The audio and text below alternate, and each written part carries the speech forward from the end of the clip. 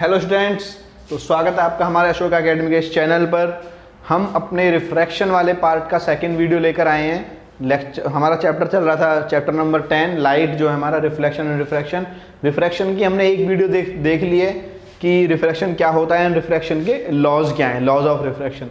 आज second video है। Second video में जैसे मैंने आपको बताया था पिछली क्लास में, हम क्या डिस्कस करने वाले हैं, रिफ्रैक्शन एक ग्लास स्लैब से कैसे होता है वो, एंड रिफ्रैक्टिव इंडेक्स। तो बिना टाइम वेस्ट किए आगे बढ़ते हैं। टाइम वेस्ट करने के लिए तुम्हारे पास इंस्टाग्राम और स्नैपचैट काफ़ी हैं, उनमें काफ़ी वेस्ट कर लेते हो आप लोग। तो आगे चलते हैं। ये refraction through a rectangular glass slab, ये मैंने ग्लास स्लैब ले लिया। ग्लास स्लैब में इसलिए बोल रहा हूँ इसको क्योंकि ये ग्लास का बना हुआ है। किसका बना हुआ है? ग्लास का बना हुआ है। ये एक ग्लास का रेक्टेंगुलर स्लैब है, ऐसे समझ रहे हो ना आप, जैसे एक इतना मोटा सा ऐसे रेक्टेंगुलर ग्लास स्लैब है, और इधर भी एयर है, इधर भी एयर है, इसके चारों तरफ एयर है। ये ग्लास का बना हुआ है। लेट से इधर से एक लाइट आई, ऐसे इस पे पड़ी, थोड़ी सी सीधी करते हैं इसको,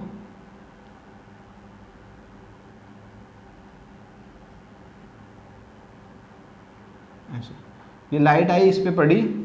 ये कौन सी रे है हमारी? इंसिडेंट रे, ठीक है, इंसिडेंट रे, ठीक है। अब यहां जहां लाइट होती है ये हमारा क्या होता है? नॉर्मल होता है बच्चों, नॉर्मल। ये हमारा नॉर्मल है,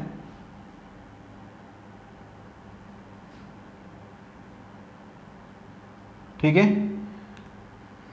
तो रिफ्रैक्ट, अब ऑब्वियस सी बात है, यहां एयर है, यहां है ग्लास, तो एक मीडियम से दूसरे मीडियम में जा रही है, मीडियम चेंज हो रहा है, और जब मीडियम चेंज होता है तो लाइट हमारी अपने पाथ से डेविएट हो जाती है, भटक जाती है। तो जो हमारी लाइट कायदे में यहाँ ऐसे जानी चाहिए थी वो ऐसे नहीं जाएगी, वो ऐसे जाएगी, ठीक है बच्चों। कायदे में कहाँ जानी चाहिए थी? ये यहाँ ऐसे जानी चाहिए थी ना, ये ऐसे नहीं जाएगी, अब इधर ऐसे जाएगी, ऐसे, ठीक है। देख रहे हैं ना आप, थोड़ा सा डेविएट हो गई है अपने पाथ से, अपने पाथ से थोड़ा सा डेविएट हो गई है। मैं इसको और अच्छे से क्लियर बनाने की कोशिश करता हूँ। अपने पाथ से थोड़ा डेविएट हो गई, पहले ऐसे जा रही थी सीधी, लेकिन अब थोड़ा इधर हो गई, देख पा रहे हैं ना, थोड़ा डेविएट हो गई। अच्छा, इस पॉइंट पर मैंने आपको क्या बताया था? एंगल होते हैं। कौन से एंगल होते हैं? Angle of incidence and angle of refraction. तो इसको लेट से नाम दे देते हैं I1, और इसको यहां नाम दे देते हैं R1, ठीक है। आप नाम देने के लिए कुछ भी दे सकते हैं, लेकिन बुक्स में ज़्यादातर यही होते हैं, तो मैं इसलिए यही नाम लिख रहा हूं आपके यहां पर। अब ये रे आगे बढ़ेगी, इसमें आई डेविएट हुई, अब आगे बढ़ेगी, आगे बढ़ के आगे बढ़ते बढ़ते बढ़ते बढ़ते यहाँ आएगी, ठीक है बच्चों। जब यहाँ आएगी तो देखो, इस पॉइंट के लिए ये वाली रे जो है रिफ्रैक्टेड रे है, लेकिन इस पॉइंट के लिए तो ये वाली रे कौन सी हुई? Incident ray. जो पीछे से आ रही है वो हमारे लिए इंसिडेंट रे होती है, ऑब्वियस सी बात है। तो इस पॉइंट के लिए ये रे कौन सी है? Incident ray. यहाँ हमने नॉर्मल बनाया, तो जब अगर ये इस पॉइंट के लिए इंसिडेंट रे है तो इस पॉइंट पर जो एंगल बनेगा वो इंसिडेंट एंगल बोला जाएगा, इसलिए उसको I2 लिख देते हैं हम, ठीक है। अब देखो यहाँ पर मीडियम कैसा है लाइट के लिए? ग्लास। जब ये बाहर निकलेगी तो मीडियम कैसा हो जाएगा? एयर। अब मीडियम चेंज हो गया, और जब मीडियम चेंज हो जाता है तो क्या बताया था मैंने? मीडियम चेंज होते ही लाइट रिफ्रैक्ट करती है। हाँ, लाइट रिफ्रैक्ट करती है, लाइट अपने पाथ से डेविएट हो जाती है। तो इस लाइट को जाना कहाँ था कायदे में? ऐसे सीधे जाना था, लेकिन नहीं, अब ये लाइट कुछ ऐसे इधर ऐसे जाएगी, ठीक है। इसको सीधे यहां निकलना था, यहां पर, लेकिन नहीं, ये लाइट यहां ना निकलते हुए यहां निकलेगी। अब बच्चों में एक जो है आपको इंटरेस्टिंग चीज बताता हूं। इस रे को हम इमरजेंट रे बोलते हैं। इमरजेंट इसलिए बोल रहे हैं क्योंकि ये इससे इमर्ज होके आई है ना, निकल के आई है, इमरजेंट रे, ठीक है। तो इसको थोड़ा एक्सटेंड करते हैं आगे।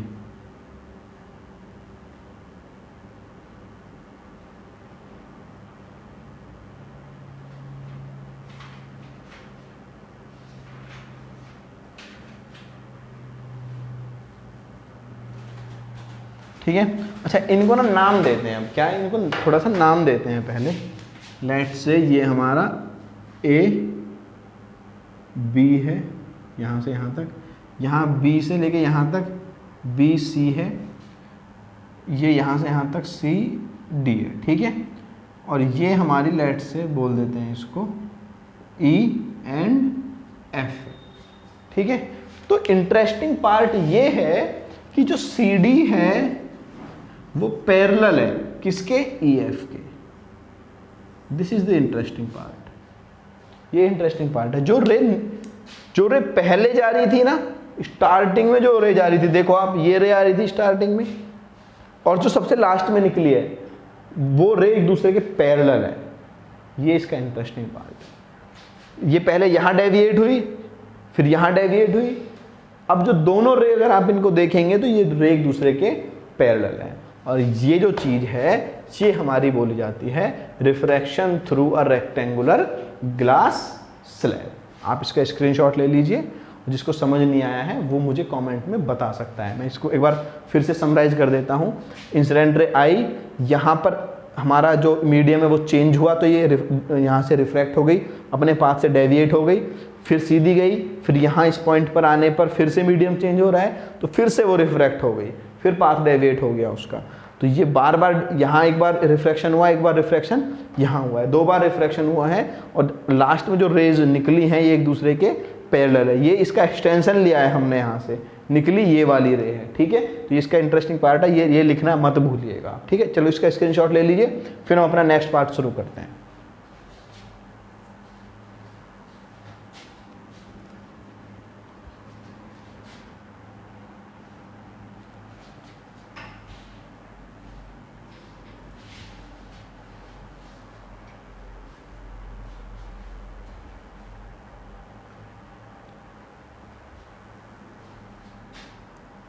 चलिए बच्चों, अब नेक्स्ट जो टॉपिक है हमारा मेन कॉन्सेप्ट के हिसाब से इम्पॉर्टेंट टॉपिक है रिफ्रैक्टिव इंडेक्स। रिफ्रैक्टिव इंडेक्स क्या होता है? देखो, एक मीडियम से दूसरे मीडियम में लाइट गई है तो वहाँ जो है फर्क होता है किसी चीज़ का, तभी तो लाइट हमारी जो है रिफ्रैक्ट होती है।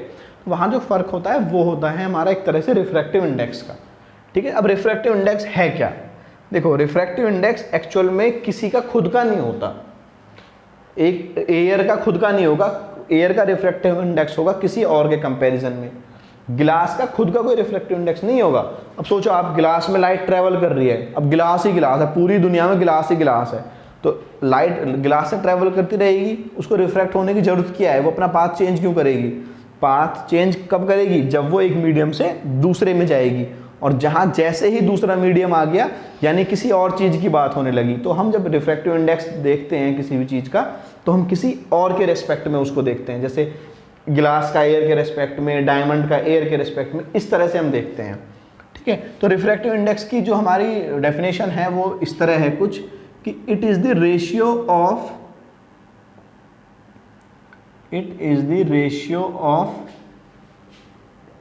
Velocity of light in medium to velocity of light in medium 1।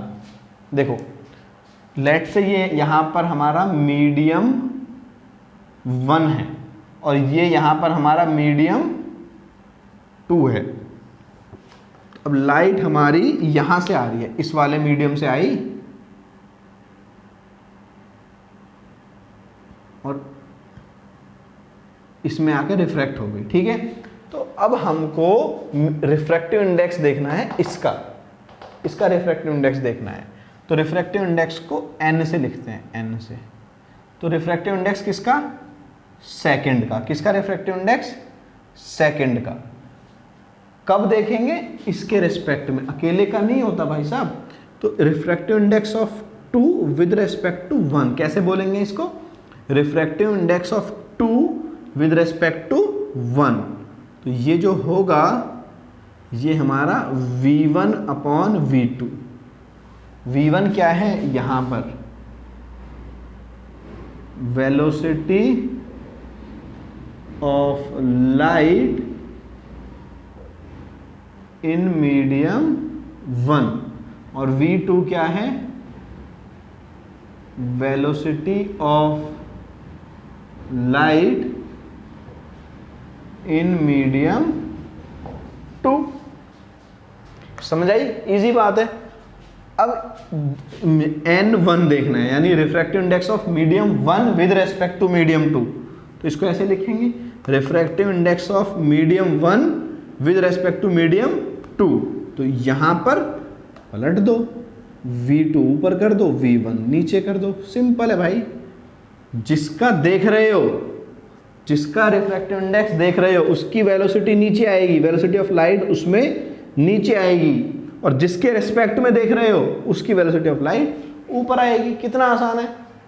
2 का देख रहे हैं ना, 2 की वेलोसिटी ऑफ लाइट नीचे आ गई, 1 का देख रहे हैं 1 की नीचे आ गई। ठीक है, तो ये जो रेशियो होता है ये हमारा होता है रिफ्रैक्टिव इंडेक्स। ठीक है, अच्छा अब बात करते हैं एब्सोल्यूट एक टर्म है एब्सोल्यूट रिफ्रैक्टिव इंडेक्स। क्या है, absolute refractive index.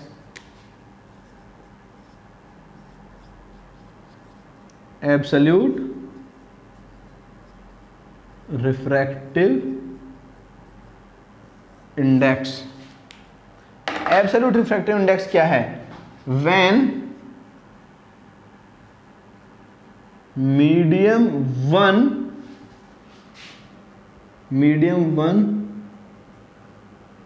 is taken as air or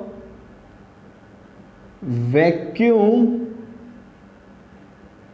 then the refractive index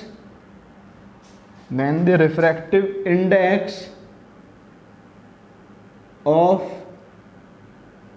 medium 2 is known as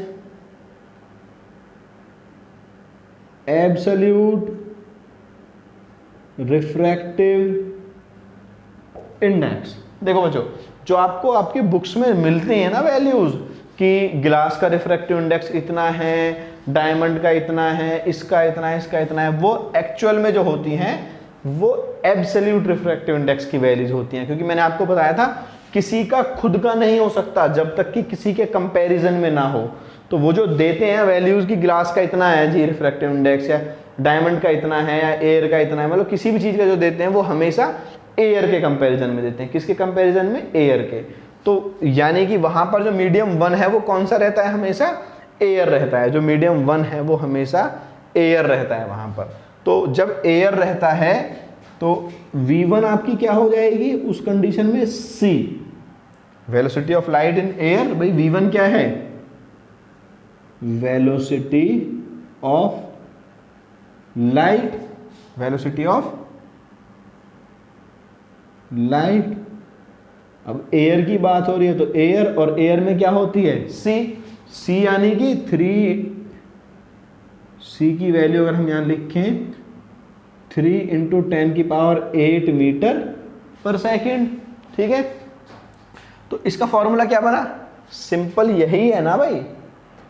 यहां पर हमने क्या किया है, मीडियम 1 को क्या कर दिया, एयर। अगर एयर कर दिया तो v1 की वैल्यू क्या हो गई है हमारी, c। तो जो हमारा n2 है वो क्या हो जाएगा, c अपॉन v2। अब देखो आप एक चीज पे गौर दो, मैंने यहां पर सिर्फ n2 लिखा है, n1 नहीं, n21 नहीं लिखा। वो 1 मैंने इसलिए नहीं लिखा कि यहां पर हमारी जो प्रोबेबिलिटी है उसके चेंज होने की प्रोबेबिलिटी है हमारे पास, उसके चेंज होने की पॉसिबिलिटी है हमारे पास। यहां पर वो चेंज हो सकता है, मीडियम 1 कुछ भी हो सकता है, मीडियम 2 कुछ भी हो सकता है, लेकिन यहां तो हमने मीडियम 1 को फिक्स कर दिया ना। क्या फिक्स कर दिया कि वो एयर है। मीडियम 2 हमारा कुछ भी रह सकता है। तो जब मीडियम 2 हमारा एयर है, सॉरी मीडियम 1 हमारा एयर, तो इसलिए हमने उसको नहीं लिखा। उसकी वैल्यू जो है हमारी वेलोसिटी ऑफ लाइट की वो फिक्स है। कौन सी है फिक्स, c यानी कि 3 × 10⁸ मीटर पर सेकेंड। तो रिफ्रैक्टिव इंडेक्स आपको समझ आया। रिफ्रैक्टिव इंडेक्स होता है रेशियो, किसका रेशियो, लाइट का रेशियो, एक मीडियम में और दूसरे मीडियम में जो लाइट ट्रेवल करती है जिस स्पीड से, उन स्पीड्स का जो रेशियो होता है वो रिफ्रैक्टिव इंडेक्स बोला जाता है। और एब्सोल्यूट रिफ्रैक्टिव इंडेक्स क्या है, एब्सोल्यूट रिफ्रैक्टिव इंडेक्स है हमारा वो रिफ्रैक्टिव इंडेक्स जब मीडियम 1 को हमने फिक्स कर दिया है एयर, कि भैया मीडियम 1 हमारा एयर रहेगा, उस कंडीशन में जो हमारी रिफ्रैक्टिव इंडेक्स की वैल्यू है उसको एब्सोल्यूट रिफ्रैक्टिव इंडेक्स बोला जाता है। ठीक है बच्चों, ये था हमारा रिफ्रैक्टिव इंडेक्स। उम्मीद है आप लोगों को अच्छे से समझ में आया होगा। जिनको नहीं समझ में आया वो बेझिझक हमसे सवाल पूछ सकते हैं, डाउट पूछ सकते हैं कमेंट सेक्शन में, हमारे ऐप के थ्रू जाकर। जिन्होंने ऐप डाउनलोड नहीं किया है, हमारे डिस्क्रिप्शन बॉक्स में लिंक पे जाइए, ऐप डाउनलोड कर लीजिए और हमारा यूट्यूब चैनल नीचे सब्सक्राइब जरूर कर दीजिएगा उसको जाकर, और बेल आइकन को जरूर प्रेस कर देना, क्योंकि नेक्स्ट वीडियो आएगी टॉपिक की, आपको फटाफट से नोटिफिकेशन आ जाएगा, आप जल्दी से जल्दी उसको देख पाएंगे। चलिए बच्चों, take care, thank you so much.